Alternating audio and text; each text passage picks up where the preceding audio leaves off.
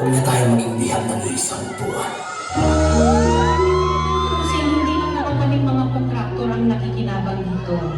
Marami din sa inyo, mga politiko, ang nagpapataba ng bulsa sa pangungurakot. Kawawa po talaga ang mga mamamayang Pilipino kasi ninanakaw lang natin ang kaban ng bayan. Sinong umaahon, tayo ba o sila?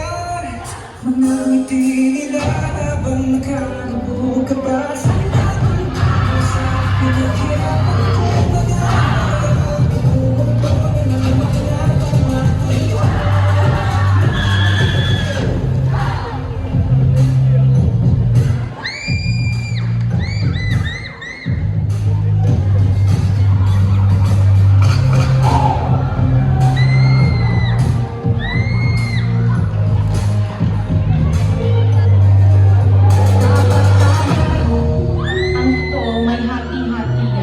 mula sa pinakamataas hanggang sa mga nasa gilid lang ng sistema.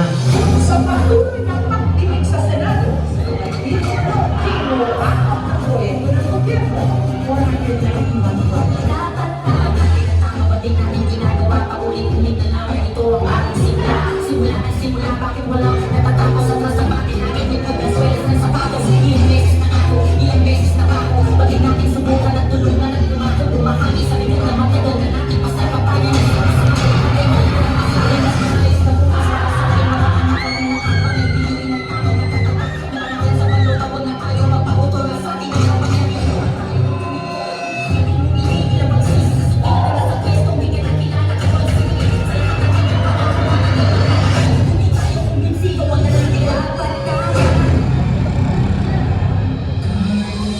Huwag ninyong ipakita sa publiko na malinis kayo dahil sa bawat proyekto may kapalit na porsyento para sa inyong mga opisina.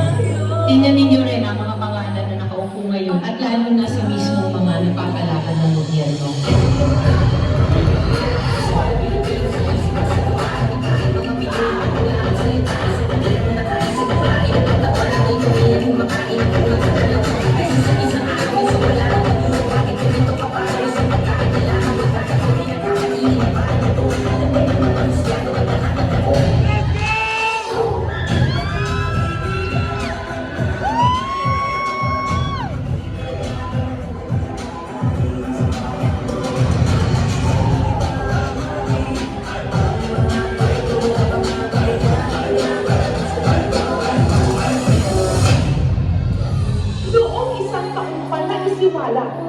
Na may mga mali-malitang pera o may basura na i-deliver daw sa ilang mga politiko na naglalaman di mano ng hindi lang bilyones, kundi bilyones at kickback mula sa pondo dapat ng bayan.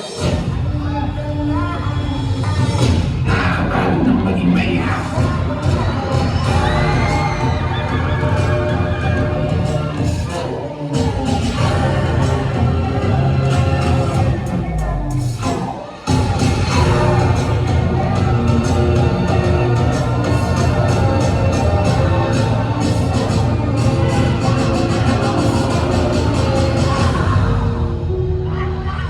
Pera ng taumbayan, pero tayo ang nakikinabang.